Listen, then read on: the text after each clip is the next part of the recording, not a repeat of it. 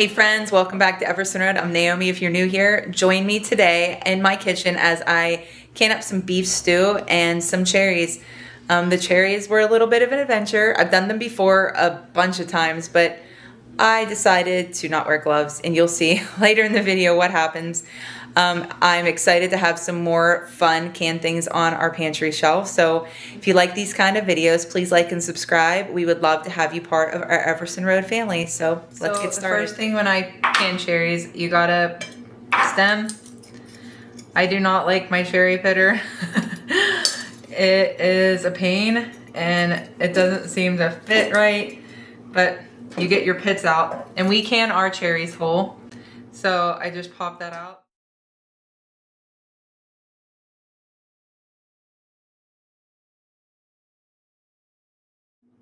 All right, this is the aftermath. Let me get a close shot of this. Oops, stuck here, okay. I mean, the cherry juice squirts everywhere and it's okay. These are all the pits, a little bit. There's a couple of cherries that went bad, but there's our big old bowl and that's what we're gonna can. And what I do is I put some water in a pot and add honey, and then I put these in and let them soften for a little bit, and then I just hot pack them and water bath them, and I'll show you that process when I get there. But yeah, these are Adam's favorite things. He loves the cherries and he says you do not miss the sugar, so we'll just continue on with the process. Yes, I have you pointed at the floor, but I have to show you my hands. The reality of I have washed my hand like 3 times, but that's what they look like after I pitted the cherries. Probably should have worn gloves or something smart, but I am officially turning into a Smurf. But I just thought that was funny, and I needed to show you that. My gross blue hands. All right, so I have this big pot of water heating up. Let's move this back a little bit. I didn't measure the water. I'm just guessing of what I have in that bowl. And I'm gonna take this full bottle of honey and I'm just gonna glop it in there. I'll probably use half a bottle because the cherries are sweet too. So you don't need a ton of honey, but you do want that little bit of extra added sweetness. See, I used about half a bottle of that. And then once this comes to a boil, I will stir. Then I'm going to add the cherries and let them cook for probably like 5 minutes. And then I'm going to get them into pint jars and can them for probably 15 minutes in a water bath canner. You do not need to pressure cook these because this is a high acid food. Most fruit are. So that's what I'm going to do. I'm going to get this stirred up and get that honey mixed in and then add our cherries, cook for 5 minutes.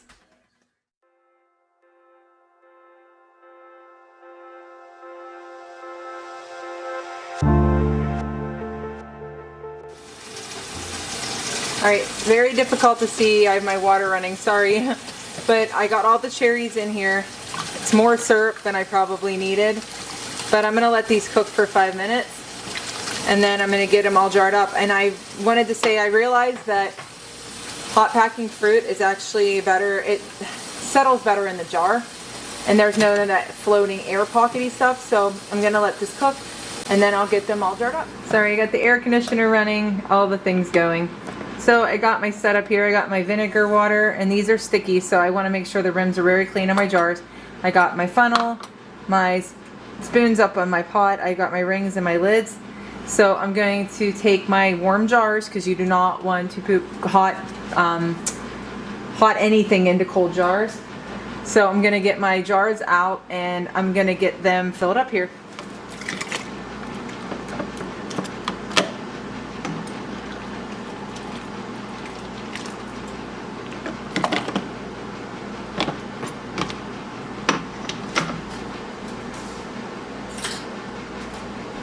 So when I do these two, I like to give these cherries a smush down into the jar to make sure they're good and packed. And then I'll add a little bit of juice in here to make sure it has the correct amount of headspace, which is 1/2 inch.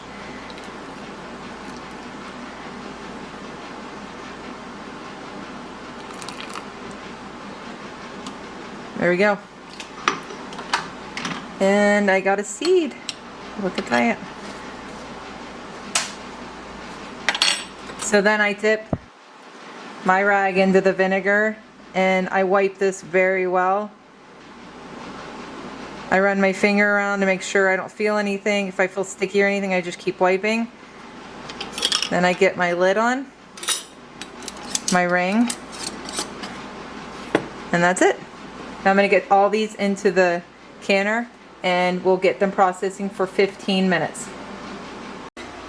Alright, so I got 9 pints out of those 4 bags. I can't remember how many pounds it was, but I'm going to get these going 15 minutes, but you want to make sure your water is completely covering. I don't know if you can tell, but they're completely covering the lids.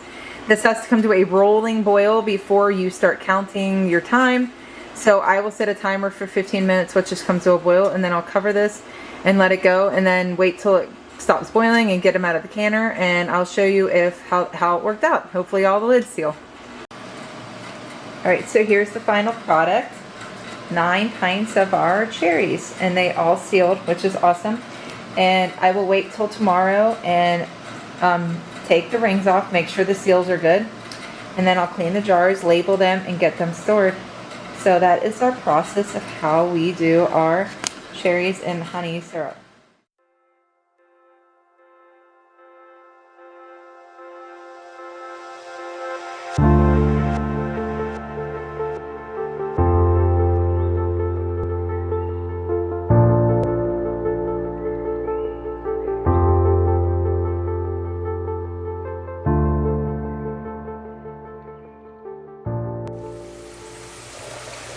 Alright, so the recipe calls for some oil in the bottom of your pan, and I'm going to turn the heat on.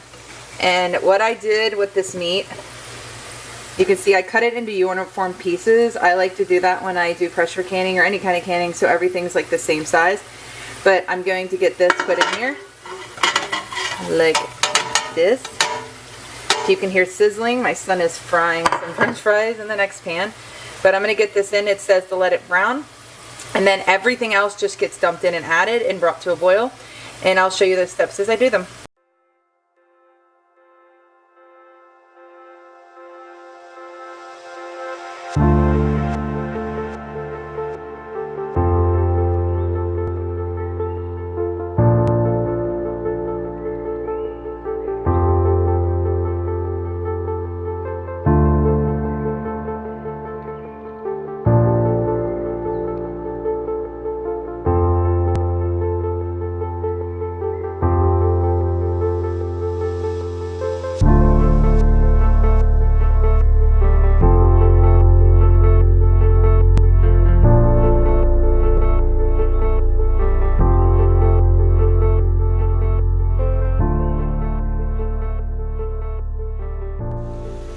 Okay, so I put the onions, carrots, and potatoes in here.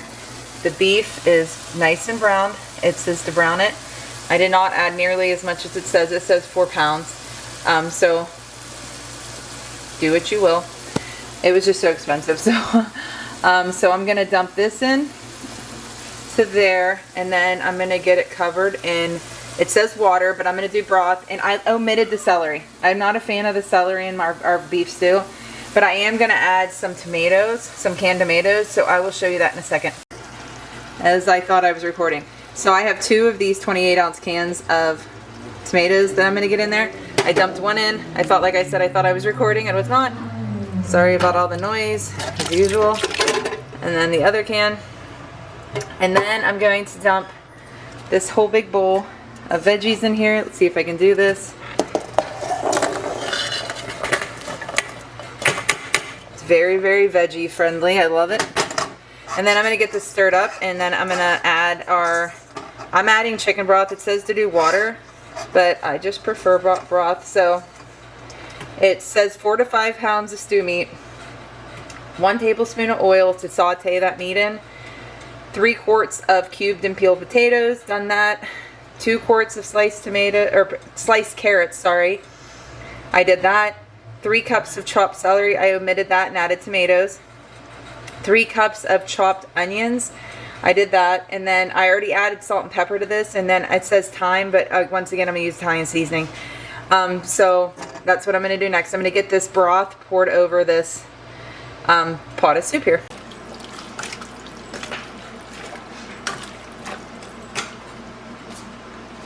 Alright, so I'm deciding actually to add some green beans to this, because usually when I make vegetable soup, I actually do add green beans to our beef stew. So that's what I'm going to add. I prefer it, our family prefers it, and as always, use discretion when you can. Do what you think's right. I am pressure canning this to 10 pounds of pressure for 90 minutes in quarts. But as always, I will repeat it. Use your own discretion when you can. I've been doing it a while, so I feel comfortable doing this. So that's what I'm going to do now. I'm going to add some green beans.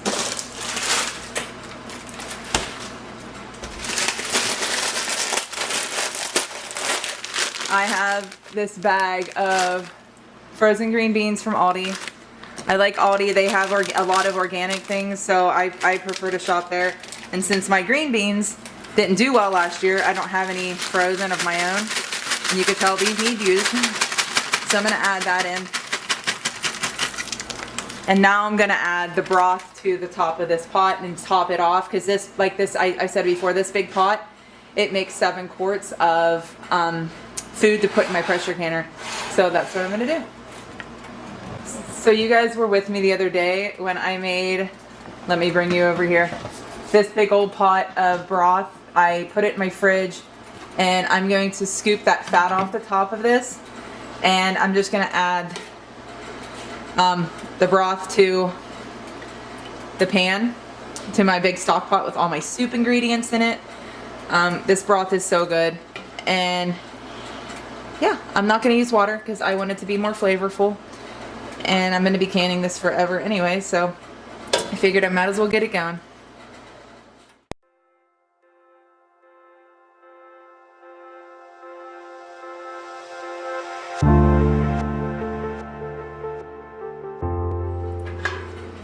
Alright, so that's about as full as I'm going to get it, and I'm going to give this a stir. It's very, very veggie full. I love this so much. Like I said, I kind of tweaked it a little bit to my preference. Do as your heart desires, and make sure you're just doing safe canning practices. But this is what I'm going to do. I'm going to add some Italian seasoning to this. Alright, so now I'm going to add some Italian seasoning to this, a good bit, because I love Italian seasoning. And then I'm going to give it another stir, and it says to bring this to a boil and then ladle it into your hot jars. So while this gets up to a boil, I'm going to get my pressure canner ready and all my jars and get them good and sterilized and clean and warm, because you do not want to put hot liquid into cold jars. And then we'll get these all canned up. And like I said, we'll put them in the pressure canner for 90 minutes at 10 pounds of pressure.